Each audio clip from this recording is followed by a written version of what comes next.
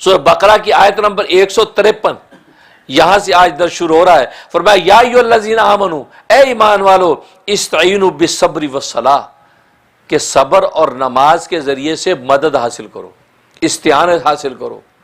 صبر کا دامن تھام لو، نماز کا دامن تھام لو. ان اللہ مع الصابرین، بے شک اللہ تبارک و تعالی صبر کرنے والوں کے ساتھ ہے.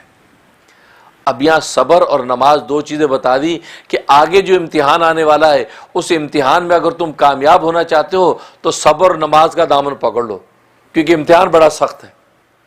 کیونکہ ایمانوں کا امتحان تو اس کا نتیجہ بس اوقات آخرت میں ظاہر ہوگا، اس کا انسان کو بظاہر ایسا صدمہ محسوس ہوتا نہیں ہے، لیکن جانوں کا جو امتحان ہے وہ بڑا کٹھن ہوتا ہے. جانوں کے امتحان کا مطلب کسی کا ابا فوت ہو گیا، کسی کا بیٹا قتل ہو گیا، کسی کا بھائی مارا گیا ہے، تو یہ کتنا خطرناک. ایمانوں کے امتحان سے بھی بظاہر جانوں کا امتحان زیادہ بھاری لگتا ہے. وہ برداشت نہیں ہوتا انسان سے، بظاہر برداشت نہیں ہوتا. اگر بیٹا نماز نہیں پڑھتا تو کہتے یار پڑھ لے گا بھائی کبھی ہے، لیکن اگر بیٹے کو کوئی جسمانی تکلیف پہنچ جائے تو تڑپ اٹھتا ہے.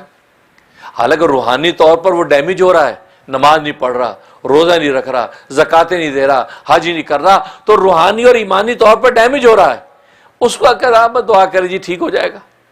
لیکن اگر ویسے اس کو ایک کٹ بھی لگ گیا، تھوڑی سی ٹھوکر بھی لگ گئی تو جان نکل جاتی. ماں باپ ارے ارے کیا ہوا، جلدی دیکھو ایمرجنسی.